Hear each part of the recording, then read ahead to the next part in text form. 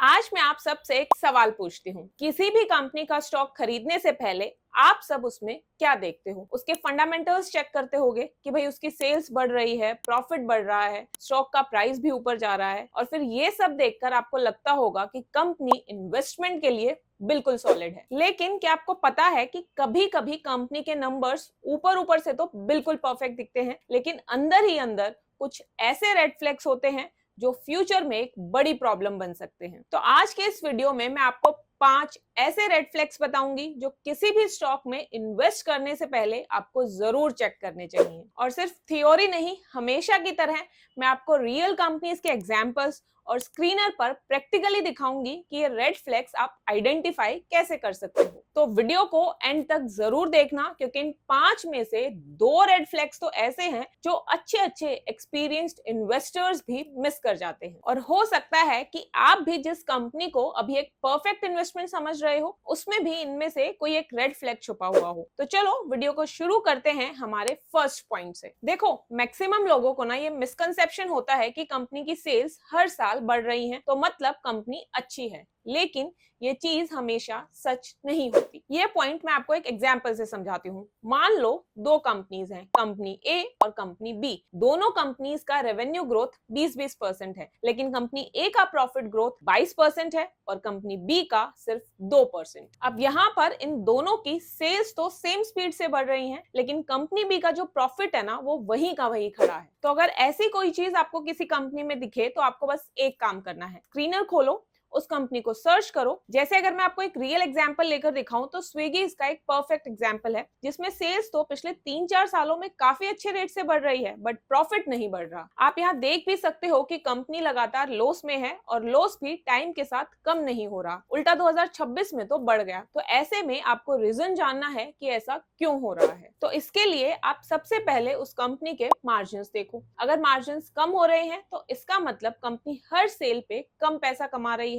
But कई बार क्या होता है ना कि मार्जिन्स भी स्टेबल रहते हैं। तो ऐसे में फिर आप एक बार कंपनी की इन्वेस्टर प्रेजेंटेशन या एनुअल रिपोर्ट्स देख सकते हो। इन दोनों डॉक्यूमेंट्स में ना आपको ये 4 चीजें देखने की कोशिश करनी है। पहला, क्या रॉ मटेरियल महंगा हुआ है? दूसरा, क्या कंपटीशन बहुत ज्यादा है? तीसरा, क्या एम्प्लॉय कॉस्ट बहुत बढ़ गई है? और चौथा पॉइंट, क्या इंटरेस्ट कॉस्ट भी बढ़ गई है? अगर एनुअल रिपोर्ट में मैनेजमेंट ने प्रॉफिट्स ना बढ़ने के रीजंस एक्सप्लेन किए हैं और वो टेम्पररी हैं, तो कोई दिक्कत नहीं है। लेकिन अगर 3-4 साल से सेम प्रॉब्लम चल रही है तो ये सीरियस रेड फ्लैग बन सकता है। अब आता है हमारा सेकंड रेड फ्लैग, जो 90% लोग इग्नोर कर देते हैं, जबकि यही पॉइंट बताता है कि कंपनी की अर्निंग्स की क्वालिटी कैसी है। ये पॉइंट है, कंपनी बुक्स में प्रॉफिट तो दिखा रही है लेकिन कैश नहीं कमा रही, मतलब कैश फ्लोज बहुत कम है या फिर नेगेटिव है। जैसे मान लो एक कंपनी 100 करोड़ का माल बेचती है, तो कंपनी ने तो अपनी बुक्स में ये 100 करोड़ की एंट्री कर दी, लेकिन कस्टमर ने सिर्फ 40 करोड़ की ही पेमेंट करी, बाकी के 60 करोड़ अभी भी उधार है। तो यहाँ पर प्रॉफिट तो बुक्स में आ गया लेकिन कैश नहीं आया। तो अगर कुछ ऐसी सिचुएशन बार बार हो रही है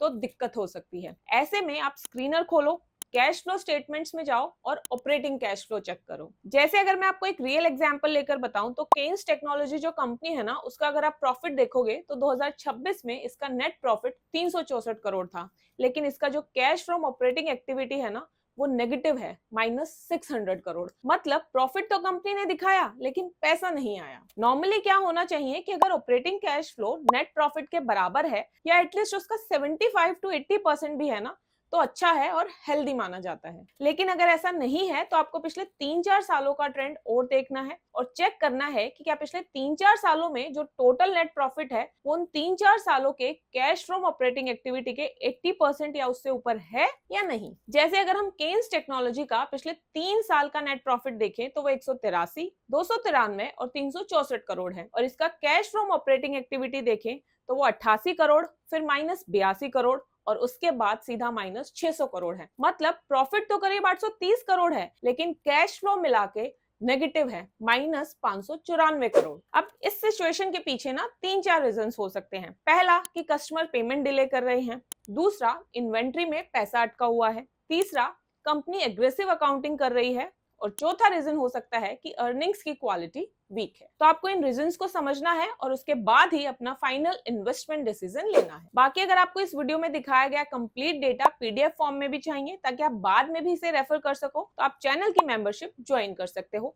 वहां पर मैं इस वीडियो की कंप्लीट पीडीएफ भी शेयर करूंगी। 2 लेवल है मेंबरशिप में, लेवल 1 में पीडीएफ्स और लेवल 2 में पीडीएफ्स के साथ साथ मेंबर्स के लिए हर महीने एक्सक्लूसिव वीडियोस भी अपलोड होती हैं। तो आप चाहो तो अपने हिसाब से कोई भी लेवल ऑफ मेंबरशिप ज्वाइन कर सकते हो। अभी आपको स्क्रीन पर कुछ लेटेस्ट पीडीएफ्स और मेंबर ओनली वीडियोस के स्नैपशॉट शो भी हो रहे होंगे। अब आता है हमारा थर्ड रेड फ्लैग। देखो कई बार क्या होता है ना कि कंपनी के गोडाउन में माल हर साल भरता रहता है, लेकिन वो माल उतनी स्पीड से बिक नहीं पाता और ये एक वार्निंग सिग्नल हो सकता है। चलो एग्जाम्पल से समझते हैं। जैसे मान लो कोई कंपनी है, उसके पिछले साल सेल्स है ना 1000 करोड़ थी और इन्वेंट्री 100 करोड़ थी। यहाँ पर इन्वेंट्री का मतलब वो माल जो अभी तक बिका नहीं है। अब इस साल सेल्स बढ़ के हो गई 1100 करोड़ और इन्वेंट्री हो गई 180 करोड़। मतलब सेल्स जो है वो सिर्फ 10% बढ़ी और इन्वेंट्री 80% से बढ़ गई। तो अगर ऐसा केस दिखे तो आपको उसका इन्वेंट्री डेज का ट्रेंड चेक करना है। इसके लिए भी स्क्रीनर खोलो, रेशियोज वाले सेक्शन में जाओ और इन्वेंट्री डेज चेक करो। अगर तो इन्वेंट्री डेज हर साल बढ़ रहे हैं, मतलब कंपनी को माल बेचने में ज्यादा टाइम लग रहा है। अब ये ज्यादा टाइम क्यों लग रहा है,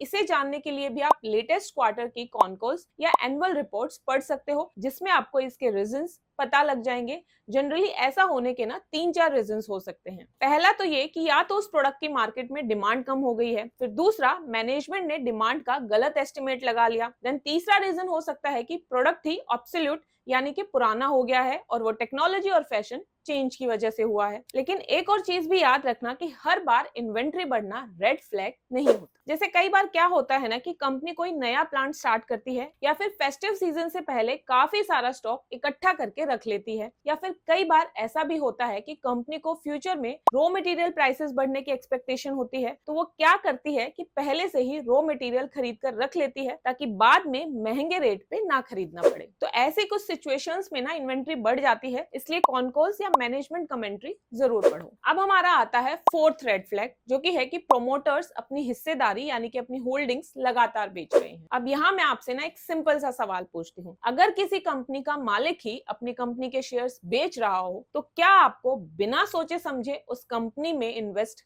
करना चाहिए? लॉजिकली तो नहीं करना चाहिए। हाँ, ये बात जरूर है कि प्रोमोटर के शेयर्स बेचने का मतलब हर बार ये नहीं होता कि कंपनी में कुछ प्रॉब्लम है। हो सकता है कि प्रोमोटर को कुछ पर्सनल एक्सपेंसेस के लिए पैसा चाहिए हो या किसी दूसरे बिजनेस में इन्वेस्ट करने के लिए पैसा चाहिए हो, इसलिए वो अपनी होल्डिंग्स को बेच रहा हो। लेकिन अगर प्रोमोटर लगातार अपनी होल्डिंग्स कम कर रहा है तब आपको बहुत ध्यान देना है। जैसे वर्लपूल ऑफ इंडिया कंपनी का एग्जाम्पल देखो, इसकी अगर आप प्रोमोटर होल्डिंग देखोगे ना तो 2023 में 75% थी, फिर 2024 में कम होकर 51% हो गई, 2025 में और कम हुई 39% हो गई। मतलब हर साल इस कंपनी में प्रोमोटर होल्डिंग्स कम होती जा रही हैं। अब सवाल आता है कि अगर प्रोमोटर को अपनी कंपनी के फ्यूचर पर भरोसा है तो वो हर साल अपनी ओनरशिप क्यों कम कर रहा है, इस बात का आपको पता लगाना है। तो कैसे पता लगाना है कि शेयर होल्डिंग कम हो रही है या नहीं? स्क्रीनर में शेयर होल्डिंग पैटर्न्स में जाओ और पिछले 8-10 क्वार्टर्स का प्रोमोटर होल्डिंग्स का डेटा देखो। ये ध्यान रखना कि सिर्फ एक क्वार्टर का चेक करके डिसीजन नहीं लेना, कम से कम 8-10 क्वार्टर्स का ट्रेंड देखना है आप। अगर होल्डिंग्स कम हो रही हैं तो कॉनकॉल्स में पता करो कि क्या प्रोमोटर ने इसके रीजंस ओपनली बताए हैं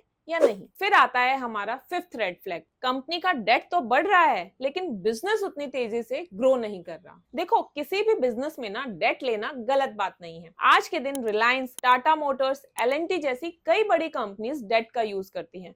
तो प्रॉब्लम डेट की नहीं है, प्रॉब्लम है डेट को संभालने की कैपेसिटी। लेकिन अगर कंपनी सिर्फ उधार के सहारे ही बिजनेस चला रही है तो एक छोटी सी प्रॉब्लम भी बड़ी मुसीबत बन सकती है। जैसे मान लो 2 कंपनीज हैं, ए और बी, दोनों प्रॉफिट कमा रही हैं और दोनों की इक्विटी 1000 करोड़ है। अब कंपनी ए के पास 500 करोड़ का डेट है और कंपनी बी के पास 2000 करोड़ का डेट है। यानी कंपनी ए का डेट टू इक्विटी रेशियो जो है ना वो 0.5 है और कंपनी बी का 2 है। दोनों कंपनीज प्रॉफिट कमा रही हैं, अभी तक कोई दिक्कत नहीं है।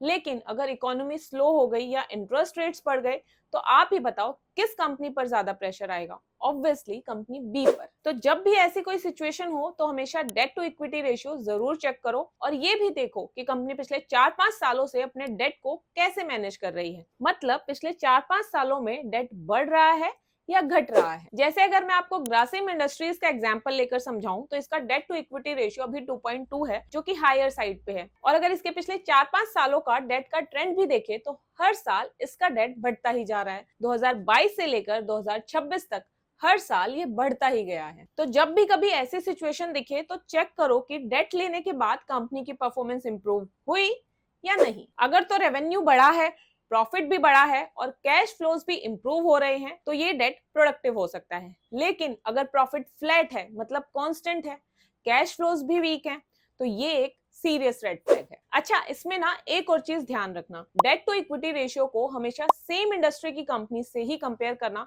क्योंकि हर इंडस्ट्री का बेंचमार्क अलग होता है। जैसे कि बैंक्स और एनबीएफसीज में हाई डेट नॉर्मल होता है, वहीं आईटी और एफएमसीजी कंपनीज में हाई डेट थोड़ा अनयूजुअल हो सकता है। इसलिए कंपैरिजन हमेशा सेम इंडस्ट्री की कंपनीज के साथ ही करना। तो ये थे वो 5 रेड फ्लैग्स जो आपको एक स्टॉक में इन्वेस्ट करने से पहले जरूर चेक करने चाहिए। अगर आप चाहते हो कि मैं कुछ और रेड फ्लैग्स भी बताऊं तो मुझे कमेंट्स में जरूर बताना, मैं इस पे एक और वीडियो बनाऊंगी। So see you guys in next video. Thank you so much for watching. Till then, happy investing.